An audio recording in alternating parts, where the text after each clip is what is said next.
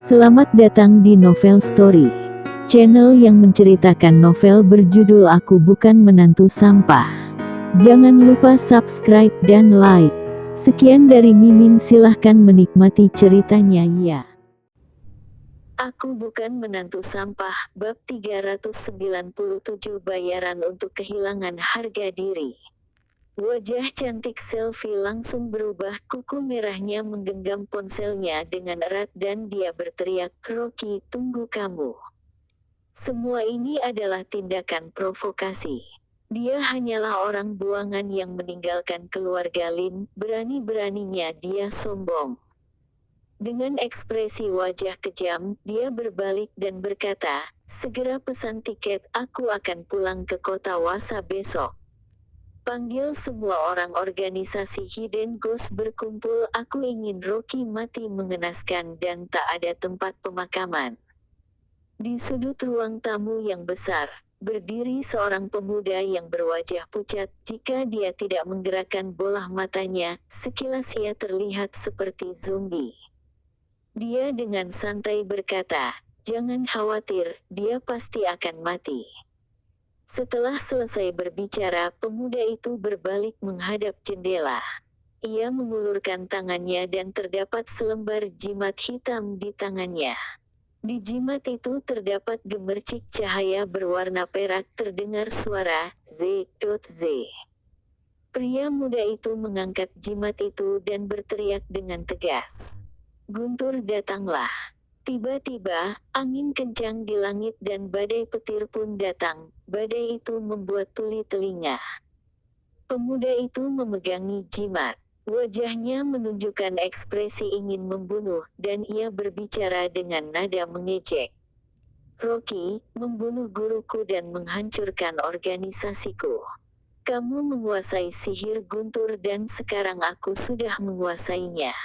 Kali ini harus menggunakan darahmu untuk membayar kehilangan organisasiku.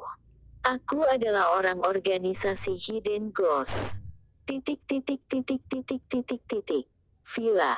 Keesokan paginya, Rocky keluar dari rumah dan hendak kembali ke kediaman keluarga Lin. Dia mendengar suara keras dari luar dan tiba-tiba merasa pusing. Karena dari dalam villa terdengar teriakan histeris dari ibu mertuanya Jenny. Pasti itu Rocky, dia pasti bekerja sama dengan Fendi Lu. Hanya karena aku sering menasehatinya beberapa kali, dia langsung menyimpan dendam di dalam hatinya dan dia pasti mencari kesempatan untuk membunuhku." Rocky benar-benar tidak bisa berkata-kata lagi. Jenny benar-benar mengingat semua kejelekannya di otaknya. Dia berjalan ke ruang tamu. Begitu melihatnya, Jenny bergegas mengikutinya dan berkata dengan keras, "Rocky, aku tidak menyangka kamu menjadi begitu kejam. Aku akan melawanmu." Rocky dengan emosi menarik Jenny, menariknya ke samping dan berkata, "Aku sama sekali tidak mengenal Fendi Lu. Bu, berhentilah membuat masalah." Dewi dengan cepat menarik Jenny kembali dan dengan ekspresi malu berkata kepada Rocky, "Jangan perhitungan dengan ibu, dia." Setelah dia bangun, mentalnya sedikit tidak stabil.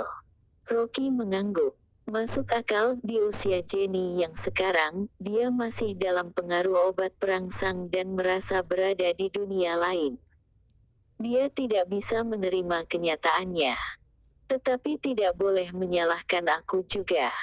Paman Rinosu dan Bibi juga datang, mereka bersama-sama membujuk Jenny. Jenny telah mempermalukan dirinya sendiri, ia duduk di lantai dan berteriak. Ia sambil memarahi Rocky, sambil berteriak ingin gantung diri. Rocky tidak ingin memperdulikannya, jadi dia pergi dan masuk ke kamar. Saat ini, Jenny tiba-tiba berlari ke arahnya, menarik dan mengutuknya, "Rocky, aku datang ke kota Wasa dan sangat menderita. Jika kamu tidak membayar semua penderitaanku, aku tidak akan mengampunimu." Rocky mengerutkan kening, "Kamu yang terjebak, apa urusannya denganku?" Jika aku tidak datang ke kota Wasa, bisakah ini terjadi? Jenny berteriak dengan keras, jika bukan karena kamu kesini bersama wanita lain, apakah aku akan datang ke kota Wasa? Aku akan tinggal di rumah dan tidak akan menderita seperti ini. Rocky menahan kesabaran dan berkata dengan sinis, Jenny, apakah jika bumi tidak berputar lagi, kamu juga akan menyalahkanku? Kamu berani membantahku. Jenny marah dan menamparnya. Rocky menahan tamparannya. Paman bergegas menghampiri Jenny dan membujuknya, kakak, masalah ini telah berlalu dan tidak ada orang lain yang tahu. Aku harus taruh di mana wajahku. Jenny menarik nafas dan menangis, tidak, itu semua kesalahan Rocky. Dia harus mengganti nama villa itu dengan namaku sebagai bayarannya atas kehilangan harga diriku. Petik 2. Rocky terkejut sesaat dan dibuat tertawa olehnya. Setelah sekian lama ibu mertua menangis dan merengek di rumah, niat sebenarnya adalah menginginkan villa ini. Dia segera menolak, tidak mungkin, kamu jangan terlalu berharap. Jenny sangat marah dan berkata kepada Rinosu, lihat, sampah ini datang ke kota Wasa dan sekarang sudah berani melawan. Menganggap dirinya sendiri sangat penting, bahkan tidak mau mendengarkanmu. Paman tersenyum dan berkata kepada Rocky, Rocky, bagaimanapun juga kamu memiliki 2 villa, jadi berilah 1 villa untuk ibu. Sebelum dia selesai berbicara, Rocky dengan dingin menyela, tidak ada siapapun yang boleh memintanya. Saat ini, penjaga dengan panik berlari dan melaporkan. Tuan Rocky, di luar ada seorang wanita yang membawa sekelompok orang, mereka bilang ingin mencarimu. Seorang wanita. Rocky terkejut. Apakah karena beberapa hari ini aku tidak mencari Melanie? Dia tidak sabar menunggu dan membawa sekelompok orang untuk datang mencarinya. Jika benar, itu akan membuatnya pusing. Dia bergegas pergi ke pintu utama. Wanita yang mana? Jenny tiba-tiba tersadar dan senang. Rocky, apakah kamu bermain dengan wanita lain di luar? Sekarang orang itu mencarimu. Ku peringatkan kamu. Jika kamu tidak mengubah nama villa itu menjadi namaku, aku akan meminta putriku untuk menceraikanmu. Petik 2. Rocky mengabaikannya dan berjalan keluar. Wajah Dewi berubah dan dia juga ikut keluar. Rocky berjalan ke pintu utama dan melihat 7-8 buah mobil mewah diparkir di pintu luar. Belasan pengawal berbaju hitam berdiri dalam 2 barisan, dengan ganas dan dingin menatapnya. Seorang asisten sedang memegangi payung dan berdiri dengan hormat di belakang seorang wanita. Wanita ini memiliki rambut keriting bergelombang, bibir merah seperti api, sepasang mata persik yang sedikit terangkat, dia memancarkan aura glamor dan elegan, namun matanya dingin. Hanya melihat wajahnya saja, terlihat dia bukanlah lawan yang mudah dikalahkan. Rocky mengerutkan keningnya saat melihat wanita ini.